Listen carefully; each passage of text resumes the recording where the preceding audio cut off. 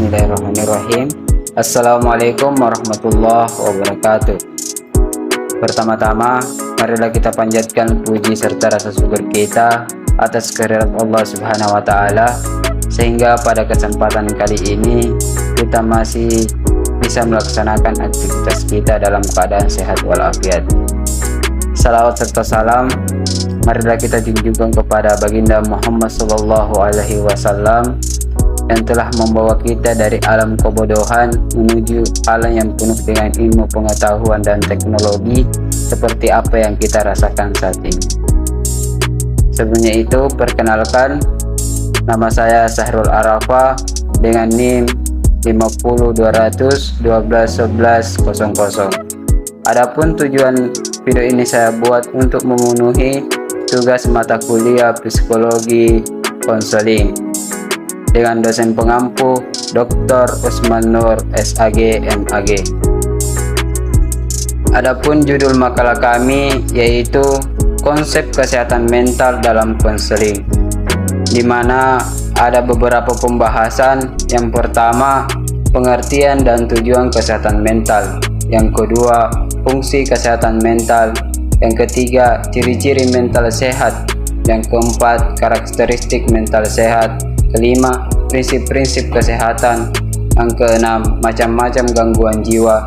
Dan yang terakhir, ruang lingkup kesehatan mental. Pada kesempatan kali ini saya akan menjelaskan macam-macam gangguan jiwa. Yang pertama, skizofrenia. Skizofrenia adalah gangguan jiwa yang penderitanya tidak mampu menilai realitas atau reality testing ability atau RTA dengan baik dan pemahaman diri, self insight atau BOD.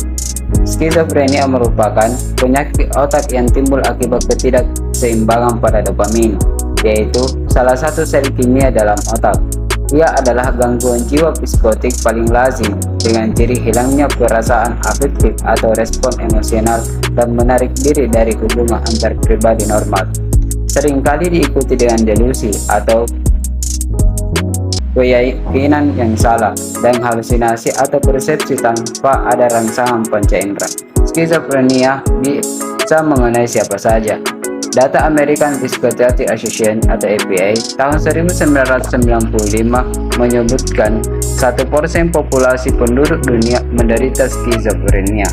75% penderita skizofrenia mulai mengidapnya pada usia 16-25 tahun. Usia remaja dan dewasa muda memang berisiko tinggi karena tahap kehidupan ini penuh dengan stresor. Kondisi penderita sering terlambat disadari keluarga dan lingkungannya karena dianggap sebagai bagian dari tahap menyesuaikan diri.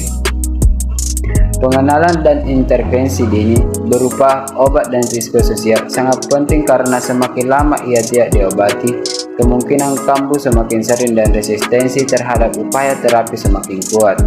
Seseorang yang mengalami gejala skizofrenia sebaiknya segera dibawa ke psikiater dan psikolog. Yang kedua, depresi. Depresi merupakan masalah kesehatan jiwa yang utama pada masa dewasa. Orang yang mengalami depresi adalah orang yang paling banyak menderita. Kadang, utama tindakan bunuh diri disebabkan karena depresi. Menurut Kaplan, depresi merupakan satu masa terganggunya fungsi manusia yang berkaitan dengan alam perasaan yang sedih dan gejala penyertanya, termasuk perubahan pada pola tidur dan nafsu makan, psikomotor, konsentrasi, kelelahan, rasa putus asa dan tak berdaya, serta gangguan bunuh diri. Depresi juga dapat diartikan sebagai salah satu bentuk gangguan kejiwaan pada alam perasaan yang ditandai dengan kemurungan, keleluasaan, ketidakadaan gairah hidup, perasaan tidak berguna, putus asa, dan lain sebagainya. Yang ketiga, kecemasan. Menurut Maslim, kecemasan sebagai pengalaman fisik yang biasa dan wajar yang pernah dialami oleh setiap orang dalam rangka memacu individu untuk mengatasi masalah yang dihadapi sebaik-baiknya. Suatu keadaan seseorang yang merasa khawatir dan takut sebagai bentuk reaksi dari ancaman yang tidak spesifik. Penyebab maupun sumbernya biasanya tidak diketahui atau tidak dikenali. Intensitas kecemasan dibedakan dari kecemasan tingkat ringan sampai tingkat berat. Menurut Sunden, mengidentifikasi rentan respon kecemasan ke dalam 4 tingkatan yang meliputi kecemasan ringan, sedang, berat, dan kecemasan panik. Seseorang akan menderita gangguan cemas manakala yang bersangkutan tidak mampu mengatasi stresor psikososial. Keluhan-keluhan yang sering dikemukakan oleh orang yang mengalami gangguan kecemasan antara lain sebagai berikut: cemas, khawatir, firasat buruk, takut akan pikirannya sendiri, mudah tersinggung, merasa tegang, tidak tenang, gelisah, mudah terkejut, takut sendirian, takut pada keramaian dan banyak orang, gangguan pola tidur, mimpi-mimpi yang menegangkan, gangguan konsentrasi dan daya ingat. Yang keempat, gangguan kepribadian. Menurut Mayer dan Salmon, gangguan kepribadian adalah pola-pola perilaku maladiktif yang sifatnya kronis dan sepenuhnya tidak merasakan gangguan. Menurut Atkinson dan kawan-kawan, beberapa ciri lain gangguan kepribadian antara lain adalah kepribadian menjadi tidak fleksibel, tidak wajar atau tidak dewasa dalam menghadapi stres dalam memecahkan masalah. Mereka umumnya tidak kehilangan kontak dengan realitas dan menunjukkan kekacauan perilaku yang mencolok seperti pada penderita narsistik. Penderita ini biasanya dialami oleh para remaja dan berlangsung sepanjang hidup. Menurut Atkinson, gangguan kepribadian narsistik atau narcissistic personality disorder atau cinta pada diri sendiri digambarkan sebagai orang yang memiliki rasa kepentingan diri yang melambung atau grandiositas dan dipenuhi khayalan-khayalan sukses bahkan saat prestasi mereka biasa saja. Jatuh cinta pada dirinya sendiri karena merasa mempunyai diri yang unik, selalu mencari pujian dan perhatian, serta tidak peka terhadap kebutuhan orang lain. Malahan justru seringkali mengeksplorasinya. Dan mereka juga beranggapan bahwa dirinya spesial dan berharap mendapatkan perilakuan yang khusus pula. Oleh karena itu, mereka sangat sulit atau tidak dapat menerima kritikan dari orang lain. Mereka selalu ingin mengerjakan sesuatu dengan cara yang sudah mereka tentukan dan seringkali ambisius serta mencari kebenaran. Kelima, gangguan mental organik.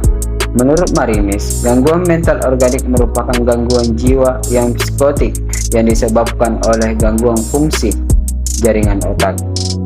Gangguan fungsi jaringan otak ini dapat disebabkan oleh penyakit badania yang terutama mengenai otak, terutama di luar otak. Bila bagian otak yang terganggu itu luas, maka gangguan dasar mengenai fungsi mental sama saja. Tidak tergantung pada penyakit yang menyebabkannya, bila hanya bagian otak dengan fungsi tertentu saja yang terganggu. Maka lokasi inilah yang menentukan gejala dan sindroma, bukan penyakit yang menyebabkannya. Pembagian menjadi psikotik dan tidak psikotik lebih menunjukkan kepada berat gangguan otak pada suatu penyakit tertentu daripada pembagian akut dan menahun. Gangguan otak organik didefinisikan sebagai gangguan di mana terdapat suatu patologi yang dapat diidentifikasi, contohnya tumor otak, penyakit kardiovaskuler, intoksifikasi obat. Sedangkan gangguan fungsional adalah gangguan otak di mana tidak ada sasar organik yang dapat diterima secara umum, contohnya skizofrenia dan depresi. Dari sejarahnya, bidang neurologi telah dihubungkan dengan pengobatan gangguan yang disebut organik dan psikiatri dihubungkan dengan pengobatan gangguan yang disebut dengan fungsional.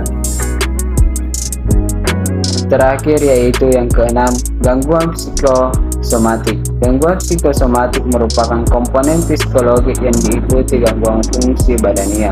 Sering terjadi perkembangan neurotik yang memperlihatkan sebagian besar mata-mata karena gangguan fungsi alat-alat tubuh yang dikuasai oleh susunan saraf vegetatif. Gangguan psikosomatik dapat disamakan dengan apa yang dinamakan dahulu neurosa organ, karena biasanya hanya fungsi faalia yang terganggu, maka sering disebut juga gangguan psikofisiologi.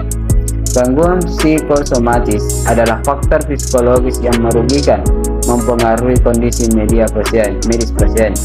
Faktor psikologis tersebut dapat berupa gangguan mental, gejala psikologis, sifat kepribadian atau gaya mengatasi masalah, dan perilaku kesehatan yang maladiktif.